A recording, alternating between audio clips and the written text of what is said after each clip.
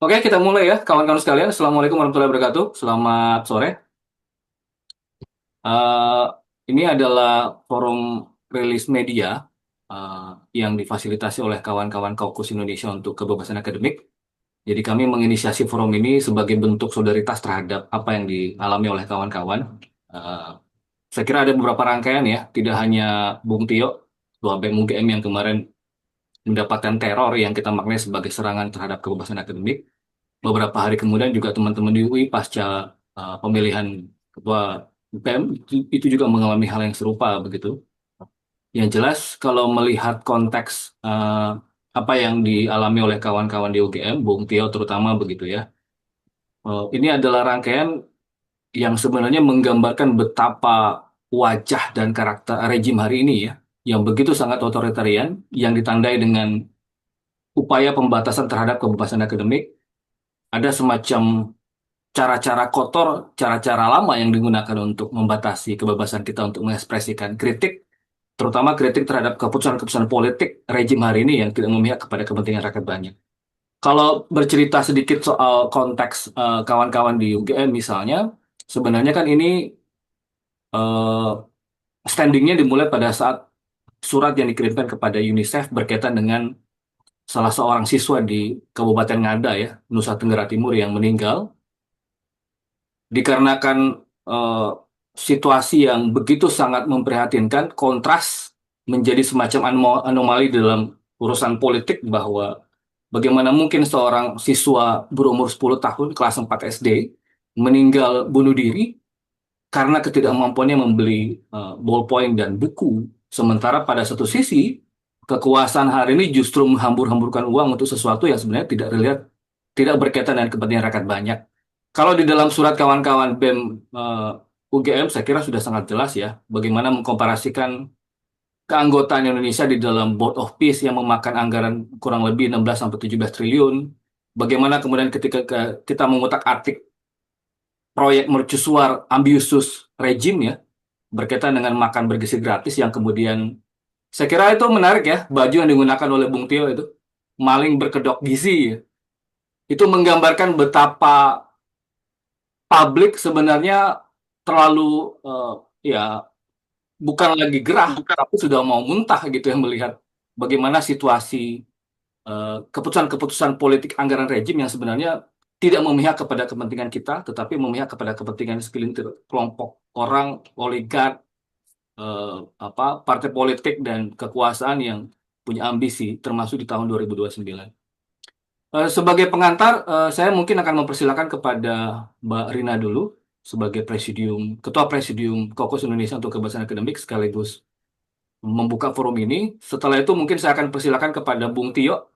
Ini sekaligus testimoni dan mungkin sedikit update ya. Perkembangan terakhir saya dapat informasi dari Bung Herlambang katanya menyusul itu ada sekitar 20-an orang yang mengalami teror yang sama pasca kejadian yang dialami oleh Bung Tio.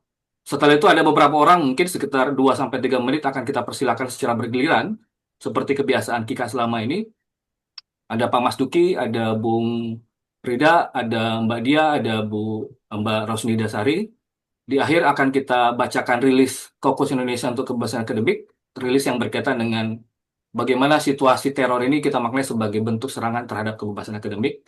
Kemudian terakhir kita akan persilakan mungkin ada kawan-kawan media yang akan berinteraksi dengan kita, ada hal-hal yang mungkin mau ditanyakan dan seterusnya dan seterusnya. Saya persilakan terlebih dahulu kepada Mbak Rina. Silakan Mbak. Terima kasih, Bung Castro. Assalamualaikum warahmatullahi wabarakatuh. Selamat sore, salam sehat sejahtera bagi Bapak, Ibu, adik, dan Sore, kawan Mas semua. Kasro belum direkod ya? Sudah, sudah. Sudah. Udah ya? Oke, oke. Sip, sip. Lanjut, Ya, Mbak. Aman, kepada aman. Silakan. kawan-kawan pers, kami sampaikan bahwa siaran pers yang dilakukan pada sore hari ini merupakan tradisi akademis dan empiris yang biasa dilakukan oleh KIKA, Kaukus Indonesia untuk Kebebasan Akademik, menghadapi berbagai isu di antaranya yang sedang kita hadapi saat ini adalah teror terhadap mahasiswa pengkritik MBG sebagai serangan terhadap kebebasan akademik dan hak asasi manusia. Kaukus Indonesia untuk Kebebasan Akademik atau KIKA mengecam keras segala bentuk teror, intimidasi, dan ancaman baik fisik maupun digital yang ditujukan kepada mahasiswa, para peneliti, apalagi ini juga mencakup kepada keluarganya sebagai dampak dari respon kritis terhadap kebijakan publik. Teror yang menimpa Ketua BEM UGM ini atas nama Tio Ardianto serta intimidasi yang merembet ke keluarganya setelah menyampaikan kritik terhadap program yang dijalankan oleh pemerintahan Prabowo Subianto ini merupakan bentuk nyata serangan terhadap kebebasan akademik, kebebasan berekspresi dan keamanan sivitas akademika. Nah, untuk itu saya membuka proses diskusi dan juga rilis yang nantinya akan disampaikan oleh Kika kepada teman-teman dari media. Nanti dipersilakan untuk menyampaikan pertanyaan kepada kami setelah rilis disampaikan. Untuk itu saya membuka siaran pers ini. Saya kembalikan kepada Bung Castro. Terima kasih. Assalamualaikum warahmatullahi wabarakatuh. Ya, terima kasih banyak Mbak Rina. Ya, di kesempatan pertama saya akan mempersilakan kepada Bung Tio ya. Saya kira teman-teman sudah dapat berbagai macam informasi bagaimana teror itu didapatkan oleh Bung Tio dan kawan-kawan. Tidak hanya secara personal kepada Bung Tio, tetapi juga kemarin kita juga mendapatkan informasi bahwa teror itu juga diarahkan kepada keluarga ya. Bahkan dengan isu yang seolah-olah melibatkan Bung Tio dengan eh, apa semacam framing lah ya. Ada nanti bisa disampaikan sendiri oleh Bung Tio ya. Ada semacam informasi yang masuk ke ibu beliau dan itu dikait-kaitkan dengan tuduhan penggelapan dana KIP dan lain sebagainya gitu. Silakan Bung Tio.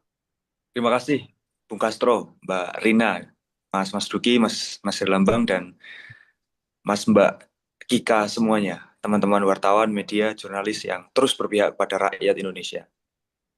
Rezim hari ini memang kita kenal sebagai rezim yang pengecut sejak awal, bahkan sebelum rezim ini berdiri. Kita lihat bahwa untuk menang saja mereka harus mengakali konstitusi. Itu adalah kepengecutan pertama barangkali dari rezim Prabowo Gibran. Ternyata kepengecutan itu tidak hanya berhenti di situ. Kepada orang-orang yang kritis pun, kepengecutan itu selalu ditampakkan. Saya rasa sederhana saja, apabila pemimpin ini punya sikap kesatria, sikap negarawan, berhadapan dengan seluruh kritik, apapun diksi dan ekspresinya, mestinya bisa terbuka. Karena sejatinya siapapun yang mengkritik, motivasinya cuma satu, kepedulian pada bangsa, supaya bangsa ini tidak hancur lebur karena kesalahan tata kelola. BEM menyampaikan surat ke UNICEF sebagai bagian dari kritik saat macam prioritas yang luar biasa keliru.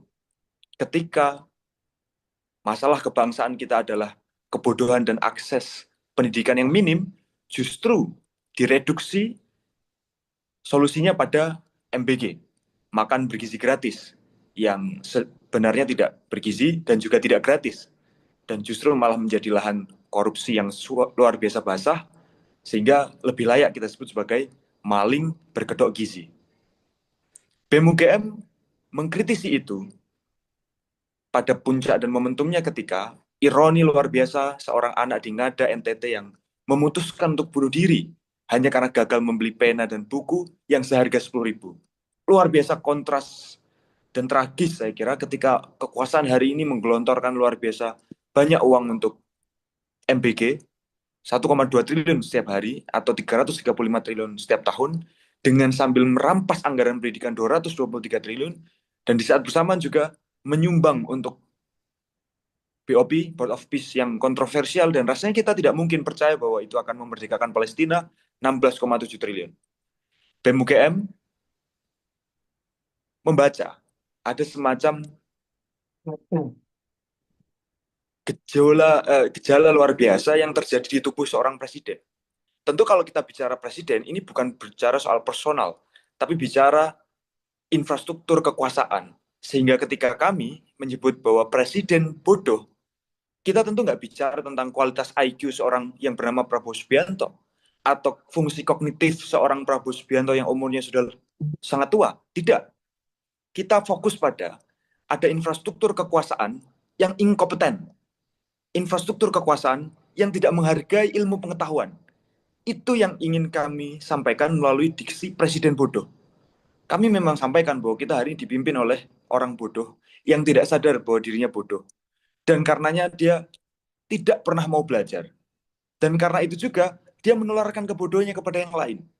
Orang-orang pintar, dalam tanda kutip di sini adalah mereka yang mungkin doktor, profesor, seperti kemarin yang dikumpulkan di istana ada lebih dari 1.000 profesor, rela-rela saja dibodohi oleh presiden bodoh. Nah, harusnya diksi ini justru membantu presiden untuk tahu realitas yang dihadapi. Bahwa dia adalah sosok yang tidak kompeten, beserta kroni-kroninya. Bahwa mereka juga tidak menghargai ilmu pengetahuan. Sekaligus yang ketiga, bahwa mereka tidak pernah mau melihat persoalan secara nyata, tetapi cenderung memanipulasi data. Misalnya yang terakhir, tentang angka kepuasan publik. Saya rasa kita semua hampir tidak percaya bahwa dari 280 juta rakyat Indonesia, 79% puas terhadap Prabowo. Rasanya kritik-kritik inilah yang kemudian mengantarkan kepada kami, mulai tanggal 9 Februari, ada teror yang beruntun. Dari nomor-nomor yang tidak dikenal, dengan kontak Inggris Raya. Jadi bukan plus 62 tapi plus 44. Nadanya sejak awal adalah ancaman dan tuduhan bahwa kami adalah agen asing. Mereka juga mengancam penculikan, bahkan mereka juga membuat konten yang kemudian dikirimkan ke saya dalam bentuk gambar, awas LGBT di UGM dengan foto saya. Mohon maaf saya terangkan di sini, saya memang tidak punya kekasih. Saya tidak punya cewek atau pacar begitu. Tapi bukan karena saya tidak punya pacar lalu bisa seenaknya di framing seperti itu. Tidak hanya itu, di media-media juga muncul konten-konten sekaligus narasi yang luar biasa menghancurkan karakter. Yang pertama tadi, soal LGBT. Yang bagi saya ini sangat menjijikkan. Yang kedua, tidak hanya berhenti di situ. Bahkan ada konten pembunuhan karakter yang foto saya itu di-generate by artificial intelligence dengan tulisan bahwa Tio ini adalah langganan, Tio ini suka menyewa LC karaoke. Loh, kita ini kalau boleh jujur sebagai anak muda tidak punya kecakapan untuk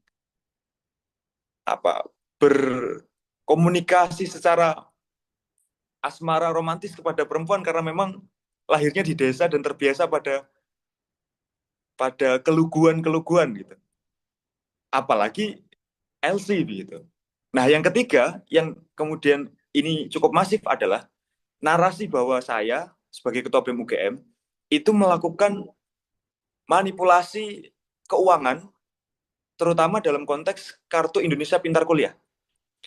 Ada yang menyebut bahwa ketua BEM UGM punya relasi kuasa yang memungkinkan dari rekomendasi dia itu ada orang-orang yang kemudian mendapatkan KIP.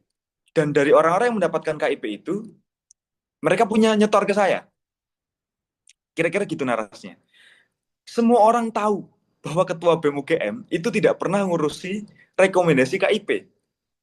Semua orang tahu di UGM paling tidak bahwa BEM itu tidak punya kaitan langsung pada KIP.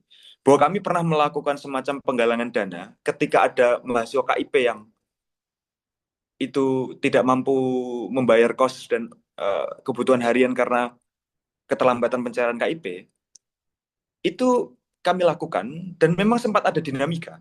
Tetapi sama sekali tidak ada kejahatan di sana. Yang ada adalah bahwa ada anak-anak saya, pengurus BEM UGM, yang melakukan kesalahan komunikasi kepada lembaga-lembaga lain di level mahasiswa, bukan di level kampus atau tenaga pendidik, bukan. Sehingga ada dinamika antar mahasiswa. Nah, itu pun sama sekali tidak ada dalam konteks kejahatan moral, seperti penggelapan dana. Saya katakan ke beberapa orang bahwa kalau benar Tio Ardianto ini melakukan penggelapan dana, sudah barang pasti saya sudah diberhentikan dan tidak lagi menjadi ketua BEM UGM. 3 isu ini menyebar di berbagai platform media, baik Facebook, X, Instagram, bahkan TikTok. Termasuk yang keempat, saya ingat bahwa ada narasi bahwa kita ini anak abah. Kenapa? Karena ada foto saya sama Mas Anies. Foto saya sama Mas Anies itu tidak datang secara politik. Itu datang karena kegiatan reuni alumni BEM. Dan Mas Anies memang reuni menjadi bagian dari kegiatan tersebut karena beliau adalah ketua Senat Mahasiswa tahun 92. Isu-isu ini menyebar. Nah, teror yang kami alami selain pembunuhan karakter itu adalah satu, tadi sejak tanggal 9 ada pesan-pesan yang eh, mengancam seperti penculikan. Kemudian sempat ada juga di tanggal, kalau tidak keliru, hari Kamis minggu lalu, itu kami diuntit. Jadi kami sedang ada di sebuah kedai yang kemudian ada kawan saya yang melihat bahwa ada dua orang relatif muda berbadan tegap memfoto saya dari jauh. Yang ini ketika kami sadar dan segera pengen cek, dua orang ini sudah menghilang. Selanjutnya ada juga teror dalam bentuk yang saya kira lebih canggih daripada dari nomor tidak dikenal, yaitu ada platform gerakan yang dia dihubungi oleh akun tidak dikenal yang mengaku sebagai dosen Unpad. Jadi ada orang akun yang mengaku dosen Unpad, dia menghubungi suatu platform pergerakan yang terhubung dengan saya. Orang yang mengaku dosen Unpad ini menceritakan bahwa dia mendapatkan bocoran dari satu lembaga negara. Saya sebutkan di sini Badan Intelijen Nasional. Nah, orang yang mengaku dosen Unpad ini menyampaikan bahwa BIN sudah menyiapkan operasi pembunuhan untuk Ketua BEM UGM. Sehingga dia minta supaya pesan ini disampaikan oleh platform gerakan ke saya. Pesan itu sampai ke saya sebagai informasi. Tetapi karena anonimitas dari dosen Unpad ini, maka saya merasakan teror luar biasa dari informasi itu. Karena saya tidak bisa mengkonfirmasi langsung, tapi informasi itu sampai ke saya. Nah, selanjutnya yang terjadi pada ibu saya. Sebagai informasi, ibu saya ini bukan orang yang seperti saya. Jadi, ibu saya adalah perempuan sederhana dari desa yang sekolahnya saja bahkan tidak sampai pendidikan tinggi. Dalam kondisi kerentanan itu, ada pesan yang masuk ke ibu saya.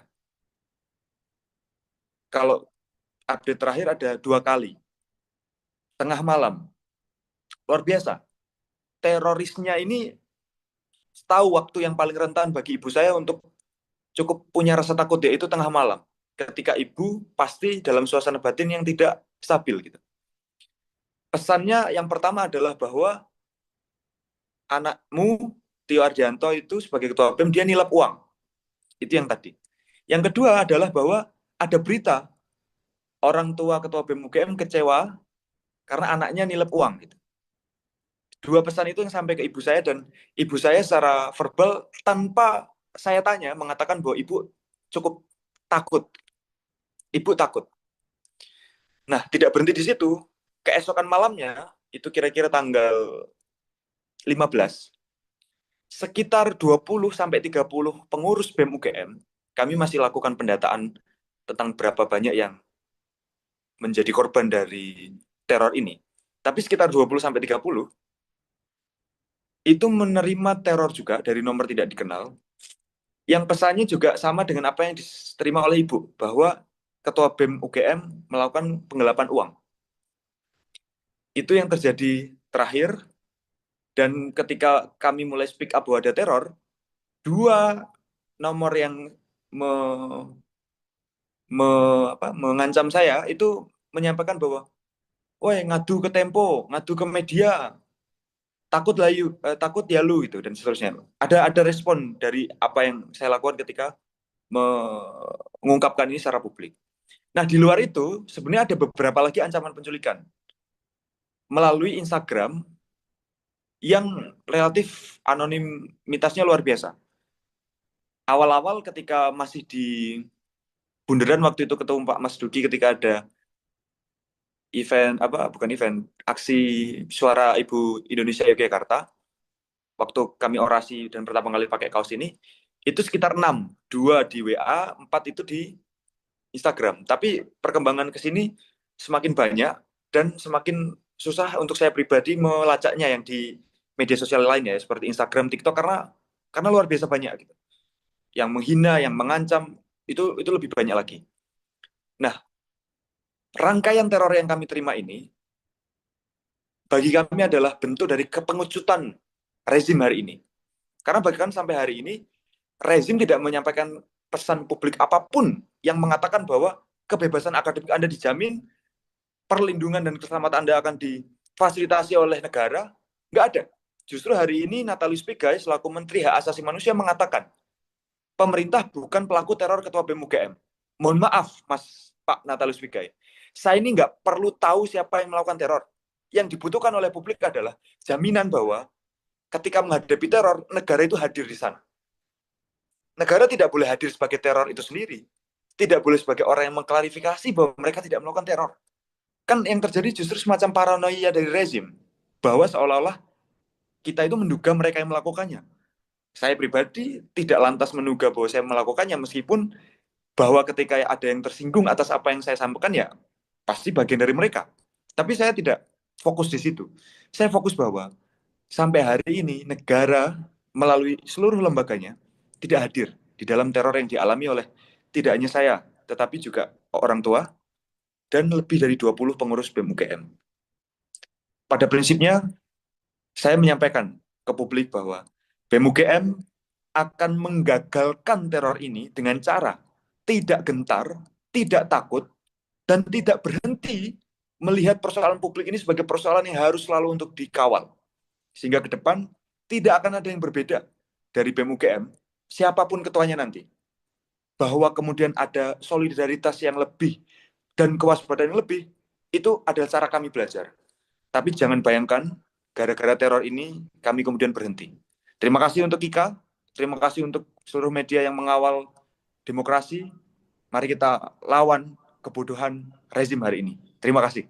Ya, terima kasih banyak, Bung Tio. Pesan yang disampaikan sebenarnya memberikan semacam penegasan ya bahwa ya teror-teror itu tidak akan membuat nyali kita ciut, tetapi justru membuat kita semakin berlipat ganda ya.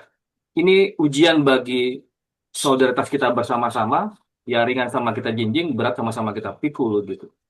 Teror itu bisa datang dari mana saja. Tadi disampaikan oleh Bung Tio ya, dari mulai teror telepon, bukan lagi plus 62 tetapi plus 44. Teror bukan hanya kepada personalnya Bung Tio dan kawan-kawan, tetapi juga sampai ke keluarga, macam-macam gitu ya. Nah, teman-teman sekalian, saya kira apa yang disampaikan oleh Bung Tio menegaskan bahwa rejim sekarang juga seolah-olah ingin melepaskan tanggung jawabnya. Jadi kita tidak menemukan semacam public address dari rejim ya, bahwa rejim memberikan semacam jaminan bagaimana perlindungan terhadap kebebasan akademik, kebebasan untuk berekspresi. Kita tidak menemukan itu. Bahkan yang ada adalah upaya untuk cuci tangan gitu ya. Dari pernyataan Menteri HAM, Natalius Pigai misalnya, seolah-olah apa yang terjadi dengan teror kawan-kawan di UGM adalah bukan rejim pelakunya dan lain sebagainya dan lain sebagainya. Itu pertanda bahwa memang gambaran betapa rejim ingin lepas tangan dari rangkaian teror ini memberikan gambaran bagi kita bahwa ya salah satu karakteristik rejim yang otoriter itu selalu mengelak melepaskan diri dari tanggung jawab untuk memberikan jaminan terhadap kebebasan ekspresi warga negaranya. Berikutnya saya persilakan kepada Pak Mas Duki dari Kaukus Indonesia untuk Kebebasan Akademik sekaligus dosen di Universitas Islam Indonesia. Silakan Pak Mas Duki. Baik, terima kasih Mas Kasro, kawan-kawan semua, wabil khusus Mas Tio dan teman-teman BEM UGM tentunya, teman-teman jurnalis. Saya barangkali 2 menit saja ya, supaya nanti kawan-kawan lain dari Kika maupun dari jejaring bisa lebih banyak menyampaikan pembacaan sekaligus solidaritas kepada kasus yang dihadapi oleh Tio dan teman-teman aktivis mahasiswa yang lain. Jadi saya kira kalau kita menyimak tadi apa yang disampaikan Mas Tio, ada 2 hal saya kira yang perlu kita garis bawahi, bahwa pertama ini clear sekali adalah satu yang disebut dengan represi atau tekanan sistemik terhadap kebebasan akademik ya. Nah, kalau kita bicara academic freedom itu kan tidak hanya melekat pada individu, baik mahasiswa, dosen, sivitas akademika, tapi juga institusi. Ini yang kemarin saya sampaikan waktu aksi publik di Bundaran, bahwa apa yang menimpa Tio dan teman-teman BEM UGM itu harusnya juga melekat pada atau menjadi alert peringatan bagi institusi dalam hal ini Universitas Gadjah Mada. Kita berharap bahwa ada respon yang lebih proaktif ya, selain memproteksi teman-teman ini, tapi juga misalnya mengcounter wacana. Jadi upaya-upaya misalnya kriminalisasi, upaya-upaya untuk manipulasi opini itu sudah mulai terjadi. Nah, ini harus dilawan dengan wacana-wacana tandingan. Misalnya segera saja UGM memberikan penghargaan kepada Tio dan teman-teman ini sebagai sebuah perlawanan kolektif. Nah, di samping kampus-kampus lain, saya kira harus juga menyuarakan, misalnya forum rektor gitu, sehingga ini menjadi momen gerakan kolektif perguruan tinggi terhadap apa yang kita sebut tadi represi terhadap academic freedoms. Nah, kalau kampus-kampus, para rektor, perguruan tinggi merasa academic freedom itu penting, akademik otonomi itu penting, momen ini saya kira menjadi apa ya eh, titik kolektif bersama untuk bergerak. Nah, ada yang disebut dengan negative repressions. Nah, ini yang dialami Tio adalah berupa negative repressions. Nah, perlawanan biasanya muncul dari negative repression. Tapi kita juga harus waspada, ada yang disebut dengan positive repressions. Yaitu pada saat yang sama, kita tidak tahu persis, bisa jadi beberapa perguruan tinggi ditawari menjadi atau bagian dari peserta tender proyek MBG. Yang ini upaya represi terbalik secara positif, tapi kemudian melemahkan kritik perguruan tinggi terhadap represi yang dilakukan oleh mahasiswa. Jadi kepada mahasiswa. Jadi ini paralel. Gerakan ini dilakukan oleh apa yang disebut Castro tadi, negara, pemerintah ya. Itu satu ya. Kemudian poin yang kedua yang perlu saya sampaikan, apa yang dialami Tio itu sebetulnya memberikan konfirmasi bahwa yang disebut dengan digital safety itu memang menurun. Tahun 2025, indeks digital safety Indonesia itu 3,2 dari skor 5 tertinggi. Jadi artinya itu rendah ya. Nah, ada 3 situasi yang menggambarkan rendahnya keamanan digital di Indonesia. Pertama, yang disebut dengan rendahnya perlindungan data pribadi. Kita tadi diberitahu oleh Tio, ibunya juga diteror. Itu artinya data pribadi Tio ini terbongkar. Jadi ini indikasi keamanan digital yang sangat lemah. Satu. Yang kedua, menguatnya apa yang disebut dengan disinformasi. Jadi ada upaya-upaya sistemik untuk mendisinformasi kehidupan pribadi dan juga kinerja Tio di BEM UGM. Dan juga mungkin keluarganya dan teman-temannya. Ini pola yang kedua. Nah, pola yang ketiga yang disebut dengan surveillance. Jadi Tio ini akan diikuti terus kemanapun kegiatannya secara digital. Secara digital. Jadi kalau saya boleh simpulkan, ada surveillance, ada pembongkaran data pribadi, ada disinformasi. Ini bukan hanya menunjukkan keamanan digital yang sangat rentan, tapi ini bagian dari konspirasi negara untuk meredam kritik melalui platform digital. Jadi saya kira saya garis bawahi, saya senang Mas Tio akan melawan ini dan kita juga bersama-sama karena ini kita harus sadari ini adalah skenario, ini adalah satu apa namanya upaya sistemik, organized crime kira-kira, bukan sesuatu yang sifatnya spontan atau by nature. Dan sekali lagi kita menuntut tanggung jawab negara untuk menghormati otonomi akademik dan menjadikan ruang digital sebagai ruang deliberatif bagi warga negara. Terima kasih, saya kembalikan ke Bung Castro. Ya, terima kasih banyak Pak Mas Duki. Saya kira poinnya menarik ya. Ada semacam apa yang disebut oleh Pak Mas Duki tadi sebagai bentuk quote and quote ya, positive repression gitu. Jangan-jangan student dan dosen-dosennya direpresi, birokrasi kampus diberikan proyek MBG, jangan-jangan ya. itu itu semacam bentuk apa ya, upaya untuk apa yang selalu Kika sebut sebagai kooptasi terhadap kampus, dan tawaran-tawaran semacam ini kan sudah kerap kali kita apa temukan gitu ya. Kemarin diberikan konsesi tambang macam-macam ya. Artinya selain kita menuntut kepada negara, kita juga eh, memberikan semacam otokritik terhadap kampus, kalau ada upaya teror dan serangan terhadap kebebasan akademik, academic freedom itu, saya kira tidak hanya bicara bagaimana kita menuntut negara bertanggung jawab, tetapi juga memberikan semacam otokritik terhadap kampus, karena kampus haruslah berdiri paling depan membela kepentingan akademik terhadap semua aktivitas akademiknya. Saya beralih ke Mbak Rosnida. Mbak Rosnida bisa unmute 2-3 menit, silakan Mbak Rosnida. Terima kasih kesempatannya Mas Herdiansah. Halo Tio,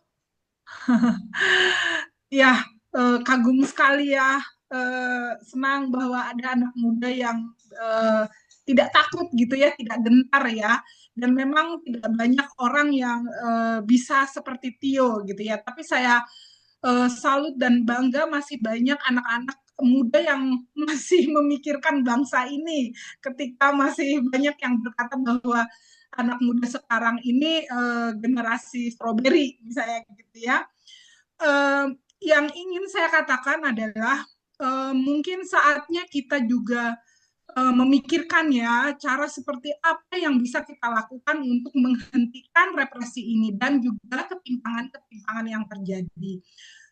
Seperti yang sempat saya tulis di grup tadi sambil jalan di atas kereta, selain apa yang terjadi di NTT, dalam 1 bulan ini ada dua kejadian yang juga sangat miris.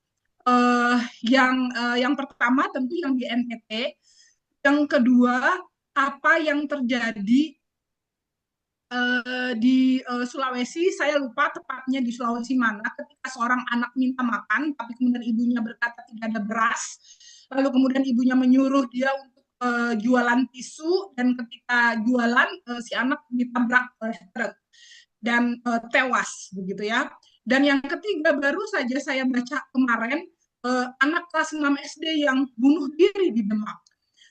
Saya merasa miris dengan apa yang terjadi dengan negara kita saat ini.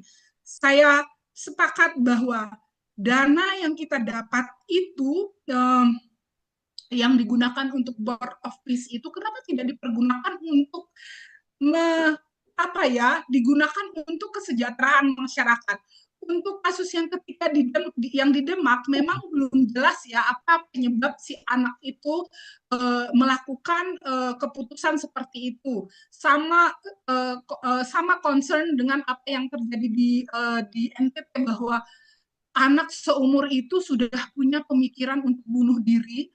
Dan kemudian yang kedua, bahwa ada trigger yang menyebabkan si anak bunuh diri. Salah satunya adalah karena merasa lelah dengan kata-kata dari ibunya gitu ya. Tapi saya kira ibu berkata-kata kasar atau marah pasti disebabkan oleh sesuatu di baliknya. Dan bagi saya, yang menyebabkan ibu marah tentu karena ada hal yang dia tidak bisa kuasai, misalnya karena kemiskinan sehingga dia tidak bisa memenuhi kebutuhan anaknya, dan itu yang menyebabkan kemudian si ibu marah-marah. Nah, kemiskinan ini yang seharusnya menjadi prioritas utama kita, bagaimana kita bisa menghentikan itu. Jadi saya berharap untuk ke depan kita tidak akan menemukan lagi berita-berita seperti yang terjadi dalam 1 bulan ini. Ada 3 kasus yang sudah terjadi dan semoga tidak akan ada lagi. Dan di masyarakat sipil ini perlu kita memikirkan bersama bagaimana untuk menghentikan, kita bisa bersuara bersama sehingga kita bisa juga berani untuk bersuara. Saya salut ya kepada UGM. Saya sendiri dosen, tapi di kampus saya sendiri juga minta maaf gitu ya. Saya salut dengan UGM yang sampai wakil rektor Ari Sujito juga sempat berpihak begitu ya kepada teman-teman muda, dan juga ada Mas Herlambang di situ. Saya teringat dengan ketika terjadi di Thailand, di Bangkok, di Thammasat University beberapa tahun lalu, ketika mahasiswa berdemo lalu ditangkap lalu ditangkap oleh polisi, dosennya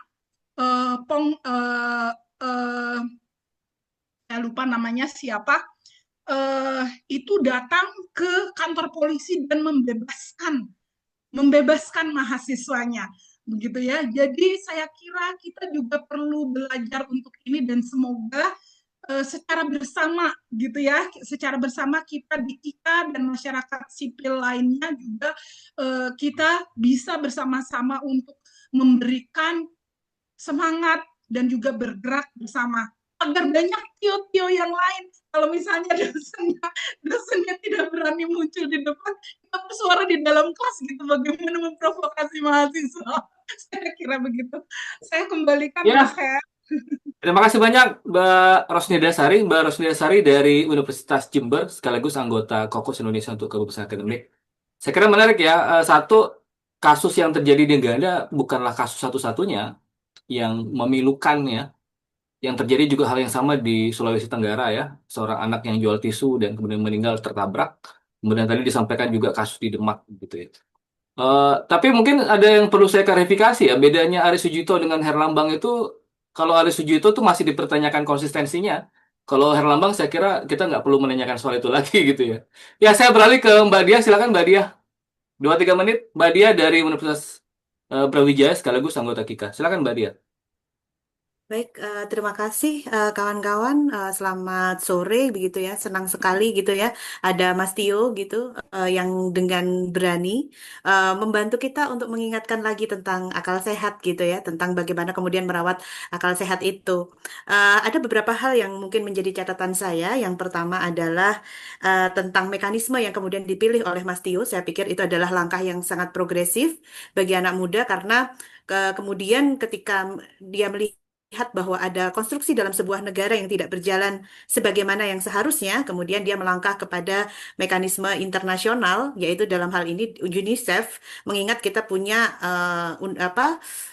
Convention the Rights of Child tahun 1990 begitu ya. Jadi kita terikat sebagai anggota memiliki komitmen bersama untuk mewujudkan pasal 24 tentang standar kesehatan dalam pelayanan MBG kesehatan dan juga alokasi yang sesuai gitu ya dengan pelayanan kesehatan ya gizi untuk anak.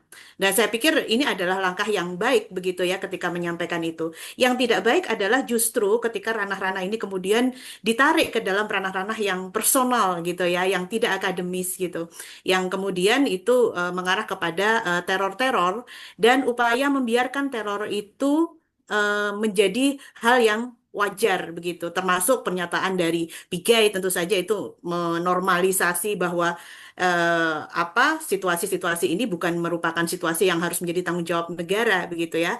Padahal jelas di dalam KUHP kalau memang kita berlaku KUHP kita gitu ya, pasal 335 gitu, Willen and Wetten gitu ya, bahwa ini kesengajaan menciptakan rasa takut, menciptakan ketidaknyamanan begitu ya. Dalam usaha apa? Dalam usaha untuk membungkam kebenaran atau mekanisme yang sebenarnya itu adalah mekanisme yang benar dalam proses ini. Tentu saja Kika di sini saya melihat juga konsisten untuk terus begitu ya membersamai teman-teman mahasiswa menyuarakan kebebasan akademik, apalagi kita juga tahu bahwa banyak permasalahan anggaran pendidikan ini yang kemudian jebol sebenarnya gitu ya, tidak pada konsentrasinya gitu ya, tidak pada yang utamanya yang sebenarnya untuk mencerdaskan kehidupan bangsa, tapi malah mengalir kepada proyek-proyek ya, bukan MBG-nya tapi proyek-proyek MBG-nya. Jadi proyek-proyek aliran-aliran dana yang tidak seharusnya begitu ya. Nah, ini barangkali menjadi salah satu refleksi kita bersama dan tentu saja gitu ya, saya juga bersama teman-teman di sini gitu ya, bersama dengan Mas Tio, semoga bisa terus merawat akal sehat ini dan menyadarkan kepada kita semua bahwa yang dilakukan Mas Tio ini benar gitu ya. Jadi yang personal-personal, yang iri, benci, nakut-nakutin dari belakang, itu yang menurut saya perlu sedikit belajar akademis juga gitu ya. Yang perlu belajar lebih lanjut tentang bagaimana sih cara berdebat. Yuk, kalau berdebat, ayo kita terbuka begitu ya. Mungkin terbuka dengan data-data yang ada gitu ya. Jadi nggak perlu kemudian harus menyerang di malam hari lah, yang inilah perilaku-perilaku yang tadi Mas Tio bilang ini pengecut ya. ya ini tampang rezim yang pengecut. Tapi jangan khawatir, kepengecutan itu mungkin akan kalah dengan viralisme gitu ya. Jadi semoga apa yang kita sampaikan, kita gaungkan gitu ya, menjadi animo masyarakat begitu ya, menjadi sesuatu yang menjadi apa dukungan kuat bagi masyarakat untuk terus bisa mengawal Mas Tio dan keluarga selamat. Mas Tio dan keluarga terus bisa bersuara lantang gitu ya, tanpa ada keraguan, tanpa ada ketakutan, karena memang konstitusi kita melindungi warga negaranya dari rasa takut. Demikian Bung Castro, terima Iya, kasih. terima kasih banyak Mbak Dia. Eh, saya kira apa yang disampaikan oleh Mbak Dia memberikan semacam pesan ya bahwa ya Bung Tio tidak sendiri gitu ya. Apa yang dialami oleh kawan-kawan di UGM adalah persoalan ya bagi setiap orang yang masih berpikir waras gitu ya. Karena kerja-kerja kebebasan akademik bukan kerja-kerja personal tapi kerja-kerja kolektif kita bareng-bareng. Yang terakhir saya minta kepada Bung Rida, anggota KIKA dan dosen di UIN Alauddin Makassar ya. Bung Rida silakan 2-3 menit Bung Rida. Oke, terima kasih Bung Castro. Assalamualaikum warahmatullahi wabarakatuh. Selamat sore semua, Tio, Pak Pak Basduki dan Teh Rina semuanya ya. Pertama-tama saya menyampaikan solidaritas pada Bung Tio yang dengan lantang menyampaikan kritik yang tajam sekali kepada kekuasaan yang memang sangat korup ini. Saya kira kita menghargai sikap itu dan teror yang dilakukan oleh pemerintah atau kalau dalam hal ini mereka belum mengatakan tidak mengerti atau tidak tahu siapa yang melakukan dan bukan dia gitu. Sebenarnya logikanya menjadi terbalik atau harusnya dia tahu berarti ya. Nah, apa yang terjadi saya kira adalah cermin dari rezim yang sangat otoriter ini dan langkah yang dilakukan oleh Bung Tio, aktivis mahasiswa yang berani dari UGM untuk mengkritik kebodohan yang dipertahankan terus-menerus ini. Ada begitu banyak kritik terhadap MBG ini, tetapi mereka bebal karena saya tidak tahu apakah ada kaitannya sama bisnis keluarga atau bisnis rezim ini. Tetapi saya melihat ketika ada yang mengkritik ini justru menjadi target teror seperti yang dialami oleh Bung Tio dan keluarga dan kawan-kawannya di BEM UGM. Tetapi justru ketika ada riak yang menunjukkan bahwa kebobrokan ini, misalnya keracunan massal, misalnya ada konsentrasi dapur MBG dikuasai oleh para elit partai politik dan pengusaha, atau misalnya di Sulsel ada yang terkenal Ratu MBG yang anak dari ya kira-kira pengurus Gerindra atau anggota DPRD, itu justru tidak pernah disikapi oleh pemerintah. Karenanya kita patut untuk mencurigai atau mengatakan bahwa ini adalah kongsi kekuasaan saja untuk memoroti uang rakyat yang harusnya diperuntukkan untuk hal-hal yang tepat. Karena itu kita patut untuk menyatakan pendapat atau solidaritas atas apa yang dialami oleh Bung Tio dan kawan-kawannya yang dilakukan oleh aktor-aktor yang seharusnya negara hadir untuk memastikan bahwa itu tidak bisa terjadi. Karena seperti kata Mbak Diah tadi, konstitusi sebenarnya melindungi hak kita untuk menyampaikan pendapat dimanapun. Saya kira begitu, Bung Castro dari kami ya. Ya, terima kasih banyak Bung Rida. Ini KIKA Persiapan Makassar ya. Terima kasih banyak. Kritik terhadap MBG sebenarnya sudah KIKA juga sampaikan secara tajam, termasuk berkaitan dengan prioritas negara ya. Kekuasaan yang kemudian seolah-olah menutup mata dengan persoalan apa yang dialami oleh saudara-saudara kita di Aceh, Sumatera Barat, dan Sumatera Utara. Ketika itu KIKA secara terbuka menyatakan bahwa ya kekuasaan memang turut serta membunuh rakyat Aceh karena prioritas anggaran itu masih menjadi pertimbangan dengan urusan MBG, Koperasi Merah Putih, dan lain sebagainya. Sementara urusan kemanusiaan itu dinafikan. Pun demikian dengan apa yang terjadi dengan siswa kelas 4 yang meninggal di Kabupaten Ngada NTT, apa yang terjadi di Demak seperti yang disampaikan oleh Mbak Rosnida, apa yang terjadi di Sulawesi, apa yang terjadi dengan anak-anak yang eh, dihajar oleh kemiskinan, memilih untuk bunuh diri dan lain sebagainya, artinya negara kekuasaan juga turut serta membunuh mereka. Kawan-kawan sekalian, sebenarnya saya masih ingin meminta beberapa pernyataan, cuman karena lagi-lagi ini soal waktu, saya di akhir ini ingin membacakan rilis Kika secara bergantian dengan Mbak Rina, Presidium Kaukus Indonesia untuk Kebebasan Akademik. Setelah itu, saya akan persilakan kawan-kawan, terutama kawan-kawan media ya, jika ada yang ingin bertanya, berkomentar dengan rilis Kika hari ini, termasuk kepada Bung Tio dan lain sebagainya, silakan. Saya bacakan terlebih dulu rilis Kika ya.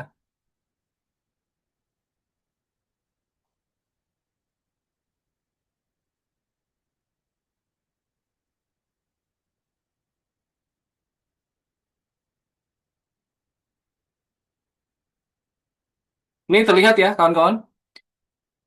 Kaukus Indonesia untuk Kebebasan Akademik, teror terhadap mahasiswa pengkritik MBG adalah serangan terhadap kebebasan akademik dan hak asasi manusia. Kaukus Indonesia untuk Kebebasan Akademik atau KIKA mengecam keras segala bentuk teror, intimidasi, dan ancaman, baik fisik maupun digital, yang ditujukan kepada mahasiswa dan keluarganya sebagai respons atas kritik terhadap kebijakan publik. Teror yang menimpa Ketua BEM UGM, Tio Ardianto, serta intimidasi yang merembet ke keluarganya setelah menyampaikan kritik terhadap program MBG yang dikaitkan dengan pemerintahan Prabowo Subianto merupakan bentuk nyata serangan terhadap kebebasan akademik, kebebasan berekspresi, dan keamanan sivitas akademika. Kritik terhadap kebijakan publik adalah bagian yang tidak terpisahkan dari peran universitas sebagai penjaga nalar kritis bangsa. Perguruan tinggi memiliki tanggung jawab moral dan keilmuan untuk memberikan masukan konstruktif demi terciptanya legislasi dan kebijakan yang berpihak kepada keadilan, hak asasi manusia, dan prinsip negara hukum. Karena itu, setiap upaya membungkam, baik melalui ancaman, perundungan digital, peretasan, disinformasi, maupun tekanan terhadap keluarga, merupakan tindakan anti-demokrasi yang merusak ekosistem kebebasan akademik dan merendahkan peran akademisi serta mahasiswa sebagai intelektual publik. Kampus, termasuk UGM, harus dijamin sebagai ruang aman bagi perbedaan pendapat, pengujian gagasan, dan kritik berbasis data, serta etika keilmuan. Aktivitas mahasiswa menyampaikan kritik kebijakan, termasuk melalui pernyataan publik dan komunikasi kepada lembaga internasional seperti UNICEF, yang dilakukan oleh kawan-kawan BEM UGM adalah bagian sah dari partisipasi warga dalam tata kelola demokratis, bukan tindakan yang dapat dibalas dengan teror. Secara akademis, tindakan akademik kawan-kawan BEM UGM melalui analisis kebijakan nasional tentang MBG adalah bentuk berfungsinya sistem pendidikan sebagai perubahan sosial dan peradaban masyarakat. Dalam kuliah advokasi, perubahan sosial dan penyelesaian sengketa, HAM, mekanisme ini adalah mekanisme ilmiah. Tentunya hal ini tidak perlu disertai dengan sakit hati, tersinggung, dan ketakutan yang sebenarnya hal tersebut ada dalam ranah personal. Untuk itu, mencampur adukan urusan personal dan melakukan teror ke keluarga adalah tindakan kekanak-kanakan dan tidak profesional. Kami menilai pola intimidasi yang menyasar bukan hanya bagi para pengkritik, tetapi juga anggota keluarganya, menunjukkan eskalasi yang berbahaya. Praktik demikian menciptakan efek gentar yang merusak kebebasan akademik secara luas. Karena mahasiswa dan sivitas akademika dapat menjadi takut untuk menyampaikan pandangan kritis berbasis data dan etika keilmuan. Dalam hukum nasional, kebebasan akademik dijamin dalam Undang-Undang Nomor 12 Tahun 2012 tentang pendidikan tinggi, terutama di pasal 9 ayat 1 yang menegaskan bahwa kebebasan akademik merupakan kebebasan sivitas akademika untuk mendalami dan mengembangkan ilmu pengetahuan dan teknologi secara bertanggung jawab melalui pelaksanaan tridharma perguruan tinggi. Dengan demikian, ekspresi kritik berbasis nalar dan kepentingan publik berada dalam koridor pelindungan hukum. Dalam kerangka HAM internasional yang telah diratifikasi Indonesia melalui kebebasan berekspresi, yang dilindungi melalui Kovenan Hak Sipil dan Politik, yang diratifikasi melalui Undang-Undang Nomor 12 Tahun 2005, khususnya pasal 19, hak atas pendidikan dan pengembangan ilmu dijamin dalam Kovenan Hak Ekonomi Sosial dan Budaya yang diratifikasi melalui Undang-Undang 11 Tahun 2005, khususnya pasal 13. Perlindungan ini juga mencakup ekspresi dan aktivitas akademik di ruang digital. Karena itu, serangan digital, peretasan, dan intimidasi daring terhadap ekspresi akademik dapat dikualifikasikan sebagai pelanggaran HAM di ruang digital. Silakan Mbak Rina dilanjutkan.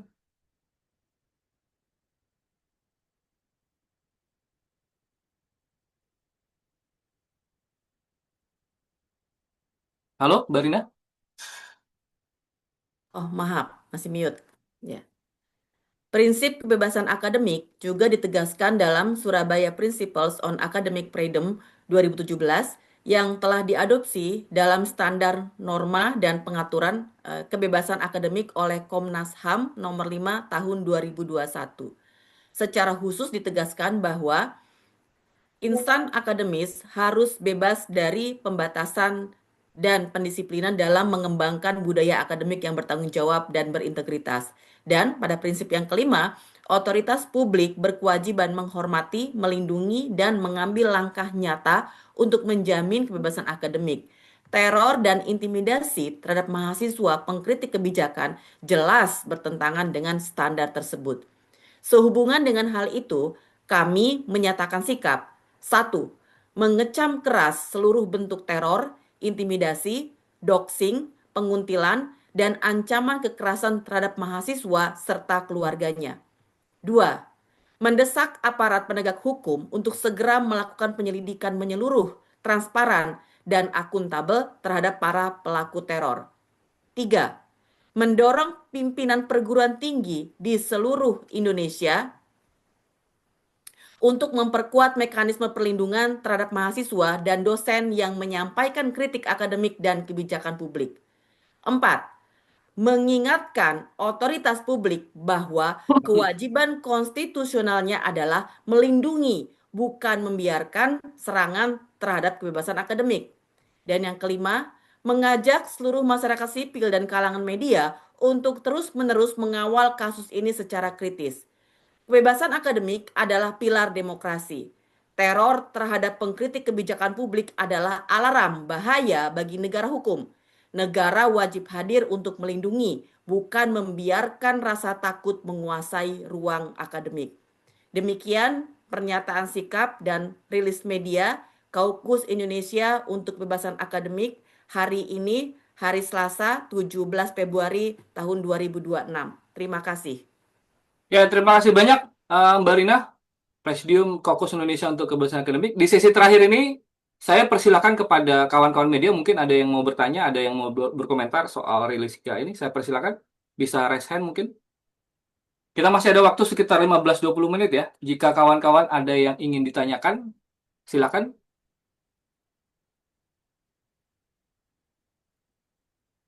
Itu sudah ada dari Mbak Sinta Maharani.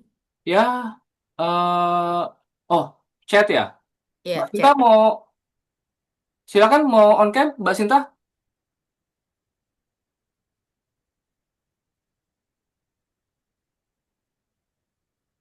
Oke, saya bacakan chat ya. Ada chat dari Mbak Sinta Tempo.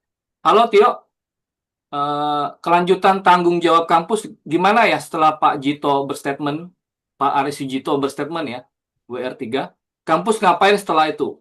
LPSK kelanjutannya gimana setelah mereka menghubungi Bung Tio? Jadi ada pertanyaan dari Mbak Sinta Tempo, Bung Tio mungkin bisa jawab.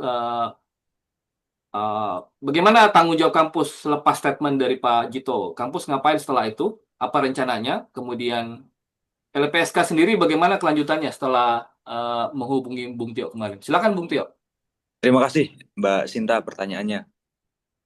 Saya sebenarnya agak menghindari untuk menjadi juru bicara kampus ya. Karena pertanyaan ini ditujukan ke saya, ya saya terpaksa untuk mengatakan apa yang terjadi. Memang sejak kami menyampaikan ke kampus melalui Direktorat Kemahasiswaan dan melalui Direktur Kemahasiswaan dan WR ARI, kampus menyampaikan ya pernyataan yang kemudian disebar ke beberapa media bahwa kampus UGM berkomitmen untuk melindungi semua mahasiswa di dalam menyampaikan ekspresinya, termasuk dalam hal ini yang sedang mengalami teror saya. atas nama Tio Ardianto sebagai Ketua BEM UGM. Mulai saat itu juga kampus menugaskan Satuan Tugas K5L, itu satuan keamanannya UGM, untuk melakukan koordinasi intens dengan kami, saya, apabila ada hal-hal yang dirasa bentuk-bentuk dari teror itu sendiri. Nah, sementara baru itu yang dilakukan antara kami dengan kampus. Jadi baru koordinasi intens. Terkait langkah-langkah selanjutnya, mungkin baru beberapa pekan depan akan diobrolkan ketika saya di Jogja mungkin. Nah, kalau yang dengan LPSK, ya kami sudah menyampaikan kronologi serta bukti-bukti dari teror itu, tetapi langkah-langkah lanjutnya belum terkomunikasikan secara konkret. Kira-kira demikian, Mbak Oke, Sin. oke. Itu ya, Mbak Sinta ya. Jadi sepertinya memang masih perlu follow up dari pernyataan pihak kampus ya, yang kemarin disampaikan oleh Pak Bung Ari Sujito ya. Apakah itu menjadi statement resmi dari kampus? Saya nggak tahu. Bung Tio itu disampaikan sebagai statement resmi kampus ya, bahwa Itu juru bicara UGM. oke. Dan itu diklaim sebagai statement resmi kampus ya, akan berdiri bersama Bung Tio ya. Ya. Mudah-mudahan itu menjadi sampling ya, bahwa kampus pada intinya juga ikut bertanggung jawab memastikan bahwa seluruh sivitas akademika itu dijamin kebebasan berpendapatnya di kampus tanpa ada proses sensor dan pembatasan. Even harus berhadapan dengan kekuasaan, saya pikir kampus juga punya tanggung jawab soal itu ya. Satu, yang kedua soal LPSK juga masih akan ada komunikasi lebih lanjut ya, Bung Tio ya. Ya. Oke, kemudian saya lanjutkan pertanyaan di kolom chat juga ada dari eh, Mbak Yuda, Harian Jogja ya. Unpad ternyata dicatut ya. Apa ada tanggung jawab dari Unpad atau KIKA terkait ini? Teror ini akan sejauh mana? KIKA akan melakukan apa setelah rilis statement hari ini? Jadi ada dua pernyataan ya. Pertanyaan dari Mbak Yuda Harian Jogja ya. Bagaimana dengan Unpad yang ternyata namanya dicatut? Apa ada tanggapan dari Unpad? Bung Tio ada kabar nggak soal Unpad ini? Kami tidak komunikasi langsung dengan teman-teman Unpad, Mas. Oke. Jadi KIKA pun sampai sekarang belum dapat konfirmasi ya, apakah ada respon dari pihak Unpad yang namanya dicatut atau tidak. Tapi yang jelas model-model semacam ini kan juga adalah model-model peta konflik ya.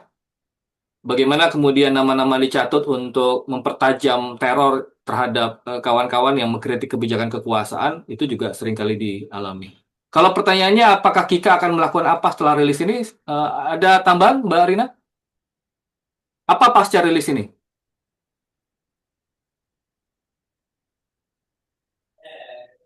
Masih mute, Mbak?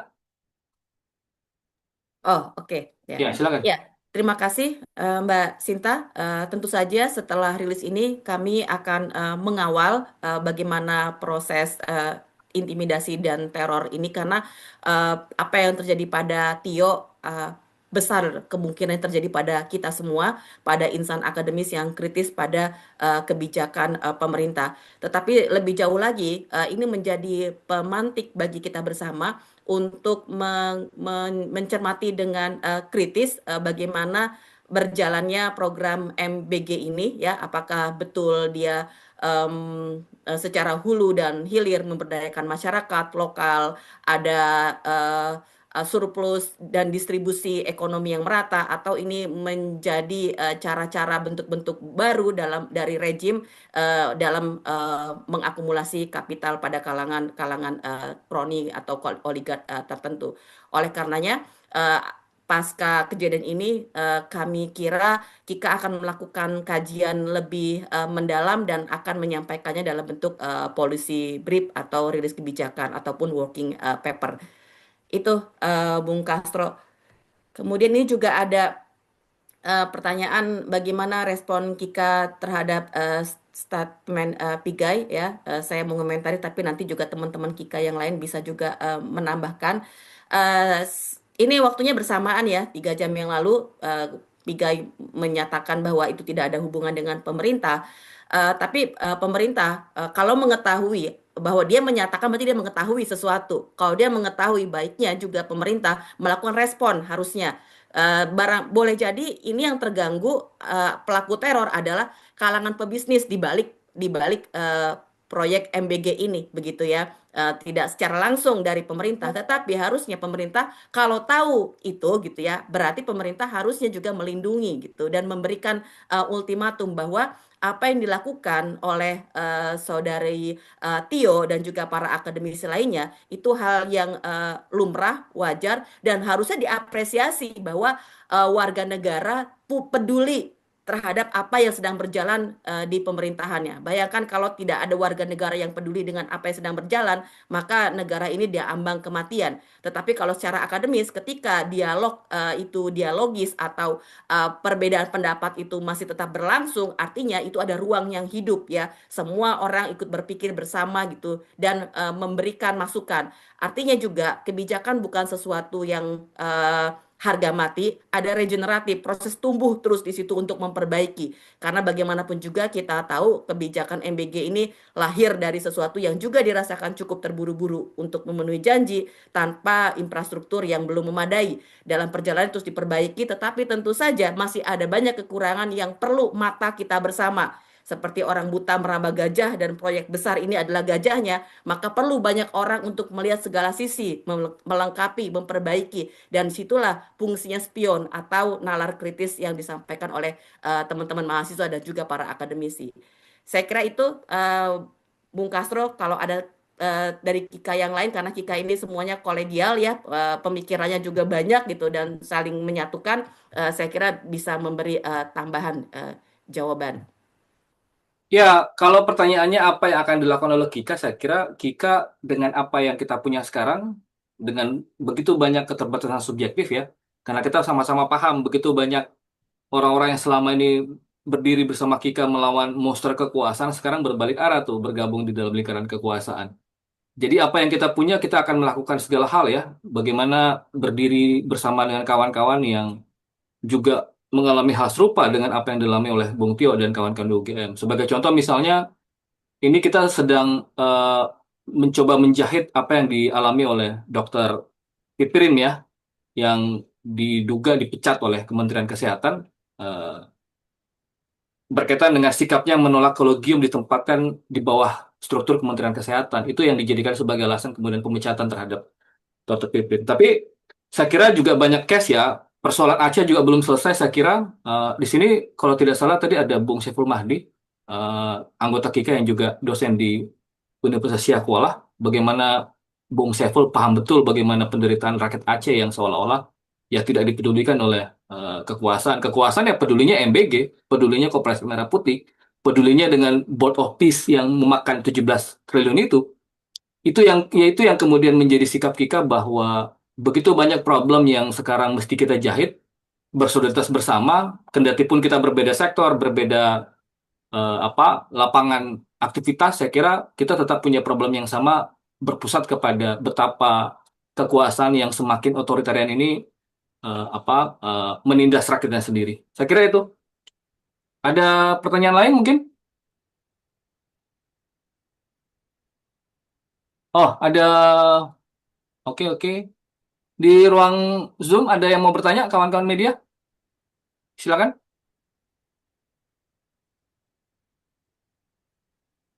Saya kira semua sudah terjawab ya. Pertanyaannya Mbak Sinta sudah, Mbak Yuda dari Heran Jogja sudah. Untuk rilis Kika saya sudah share ke chat ya. Silakan teman-teman di-download dan dibagikan siapa yang memerlukan sikap dan rilis Kika. Silakan kawan-kawan, saya sudah bagikan di ruang chat itu. Silakan, masih ada pertanyaan? Kalau tidak ada pertanyaan, video ini akan saya upload di official account YouTube-nya Kika dan kawan-kawan bisa mengakses di sana. Ya kira-kira setelah agenda ini selesai, kita akan coba upload rilis media ini. Jika tidak ada, kawan-kawan masih ada nggak? Kalau nggak ada, cukup ya? Cukup, Bung Castro. Oke, kalau tidak ada, kawan-kawan sekalian, terima kasih banyak atas kehadirannya, Bung Tio. Salam buat kawan-kawan. Bagaimana ini? Ya, Salam buat kawan-kawan di BEM UGM.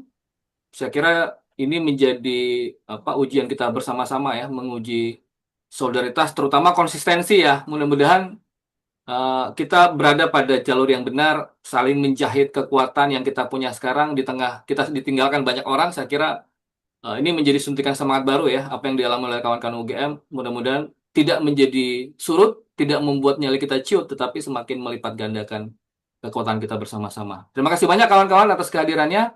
Sampai ketemu kembali. Wassalamualaikum warahmatullahi wabarakatuh. Waalaikumsalam warahmatullahi wabarakatuh. Terima kasih banyak kawan-kawan semua. Semangat, Mas Thank you Tio. semua kawan-kawan. Matur nuwun. Panjang umur perjuangan. Semangat, Tio. Siap, matur nuwun. Semangat ya, Tio. Pak Mas Duki, terima kasih banyak Zoom-nya. Bung Castro, terima kasih izin Terima pamit. kasih.